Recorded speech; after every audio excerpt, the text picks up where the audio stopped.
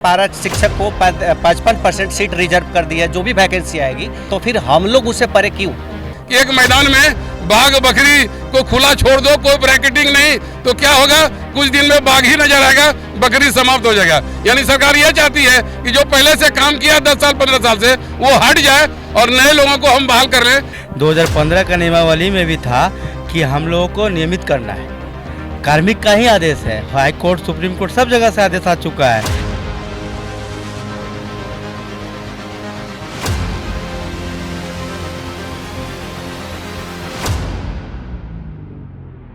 झारखंड सरकार में कार्यरत कंप्यूटर ऑपरेटर का आज यहाँ एक सम्मेलन का आयोजन किया गया है और इसमें मुख्य रूप से ये कंप्यूटर ऑपरेटर अब एक बार फिर से सरकार की जो नीतियाँ हैं उस नीतियों के खिलाफ एकजुट हो रहे हैं। क्योंकि जो कार्मिक विभाग और वित्त विभाग से जो तैयारियां चल रही थी इसमें वैकेंसी को लेकर, इस वैकेंसी पर अब इनकी एतराज़ ये जताए जा रहे हैं कि इस तरह के वैकेंसी पर निकलने पर जो इनकी एतराज़ है, क्या कुछ कमियां हैं, किस तरह से वैकेंसी निकाली जा रही है, इस पर मुख्य रूप से हम बात करने के लिए जो ये कंप्यूटर ऑपरेटर है इनसे बात करेंगे। लेकिन देखिए कि किस तरह से ये अपनी जो यहाँ एक रणनीति बनाते हुए नज़र आ रहे हैं, एक योजना बना रहे हैं कि जो सरकार जो वैकेंसी निकाली है उस वैकेंसी में किस तरह से इन लोगों को ठगने की जो बात आ रही है या फिर ये जो वर्षों से काम कर रहे हैं यहाँ इनकी कार्य को अब वैकेंसी के द्वारा हटाने की जो बात आ रही है उस पे हम इन लोगों से ही चर्चा करेंगे, इन लोगों से ही बात करेंगे कि आप लोगों की जो वैकेंसी निकली है उस पर क्या कुछ कहना चाहेंगे। देखिए, अभी वर्तमान में कार्मिक विभाग के द्वारा जो अधिसूचना जारी किया गया है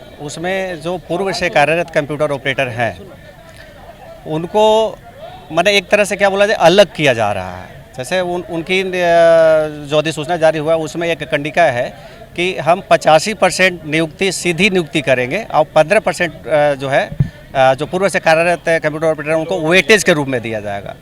लेकिन जो पूर्व से कार्यरत 10 साल 15 साल 20 साल जिनकी एज जो है 50 प्लस भी हो चुका हुआ है और सरकार के पूर्व का घोषणा भी है इलेक्शन के समय में कि जो भी कंप्यूटर ऑपरेटर है जो 10 साल से कार्यरत है उन्हें सबसे पहले नियमित करना है और संविदा सबसे पहले हटाना है। तो जब आपको नियमित करना है तो फिर ये वेटेज वाली बात कहाँ से आती है? अब आप इसके पूर्व जो है पारा शिक्षक को 55% सीट रिजर्व कर दी है। जो भी वैकेंसी आएगी उसमें 55% जो है सीट आपका रिजर्व कर दिया है। तो फिर हम लोग उससे परे क्यों? हम लोग भी तो एक राज्य सरकार के किसी विभाग में, क्षेत्रीय कार्यालय में, चाहे सचिवालय संवर्ग कार्यालय में या समन्वय संवर्ग कार्यालय में, तो हम लोग सरकारी काम में आप लोग भी काम कर रहे हैं। जैसा नियमित कर्मचारी करता है उससे 10 गुना ज़्यादा करते हैं। उनकी समय सीमा जो होता है 10 से 5 होती है, लेकिन हमारी समय सीमा का कोई गारंटी नहीं होती कि 10 से 8 भी हो कि 10 हो। शोषण का शिकार उतना ही होना पड़ता है और कार्य सबसे ज़्यादा हम ही लोग करते हैं और बिना कंप्यूटर के कार्य संपादित वहाँ हो ही नहीं सकते। चूँकि इतने एप्लीकेशन आ चुके हैं, चाहे वो बिल का पेमेंट हो या वेतन हो या जो कुछ भी हो, वो सब कुछ कंप्यूटर पर ही आधारित है, उसी पर आधारित होता है।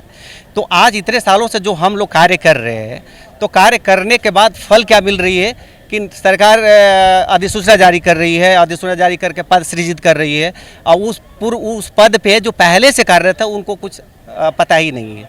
मतलब उनको बिल्कुल ही अलग कर दिया जा रहा है।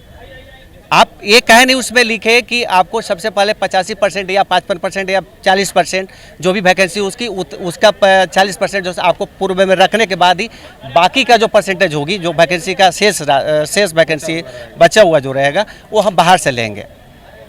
आप लोगों का मांग है कि ये 40 या 40 से ऊपर आप लोगों का? हम लोग का मांग है, जो कंप्यूटर ऑपरेटर कार्य कर रहे हैं 2015 का नियमावली में भी था कि हम लोगों को नियमित करना है। कार्मिक का ही आदेश है, हाई कोर्ट सुप्रीम कोर्ट सब जगह से आदेश आ चुका है। अब ये नया वैकेंसी ला रहे हैं, हमारे पोस्ट का मतलब लोगों को नियमित न करके नया वैकेंसी ला रहे हैं, तो इससे हम लोग को उसका मात्र 15% ही रिजर्व कर रहे हैं। जो व्यक्ति जो नया फ्रेश बहाली करेगा वो 70 नंबर या 80 नंबर लाएगा। हम लोग काम कर रहे हैं तो हम लोग तो एग्जाम का तैयारी नहीं कर रहे हैं, तो हम लोग तो ऐसे ही पास आउट हो जाएंगे। तो सरकार इसमें क्या करे, जो लोग पैसे देंगे उनको बैकडोर से लाया जाएगा। उनको काम से मतलब नहीं है, उनको नौकरी दे के पैसा लेने के बजाय इस वजह से हम लोग को है, हम लोग धाराशाही हो। हमारी जो उम्र है वो पढ़ने वाली नहीं रह गई है। अब एग्जाम का हम लोग अब जो 40 साल है, 40 प्लस है, अगर प्रतियोगी परीक्षा की बात करते हैं तो प्रतियोगी परीक्षा में बिना पढ़े यानी 15% का यानी 100 नंबर का एग्जाम आप लेते हैं तो हमें उसमें क्या होगा 85% लाना होगा। तो अब बताइए हम लोग कोई भी प्रतियोगी परीक्षा मतलब 85% लाने की उम्र हमारी रह गई है, यानी कि जब तक उतना आदमी पढ़ेगा नहीं तब तक 85% लाएगा कैसे।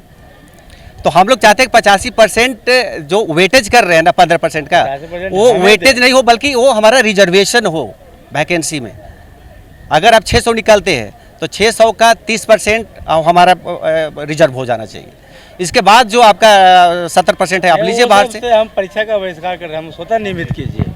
मतलब हम लोग परीक्षा देने के लिए नहीं बच चुके हैं। देखिए इन लोगों के पास एक विडंबना है कि ये पढ़ाई करें या फिर कार्यालय में काम करें या फिर तैयारी करें उस एग्ज़ाम की। इसके साथ ही इन लोगों का इसी को लेकर इनका कहना है कि ये जो कंप्यूटर ऑपरेटर है इन्हें मुख्य रूप से इन पर जो रिजर्वेशन जो इनकी आती है, जो ये आहर्ता रखते हैं उस रिजर्व सीट का, उस पर इन्हें छूट दिया जाए।